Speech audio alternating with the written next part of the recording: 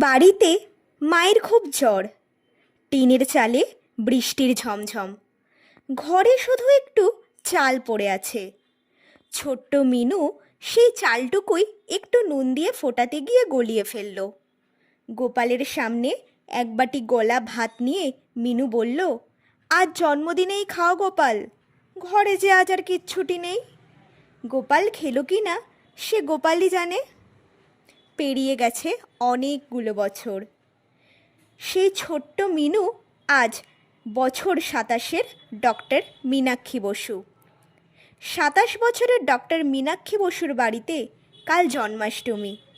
নিজের হাতে তৈরি করবেন তালের বড়া, ক্ষীর, মালপোয়া, তালের লুচি, সুজি, আরও কত কিছু। ভোর রাতে স্বপ্ন দেখলেন কে যেন মিনুর গলা জড়িয়ে ধরে আধো আধো গলায় মিষ্টি করে বলল, কাল একটু গলা ভাত দিবে মিনু, কতদিন খাইনি।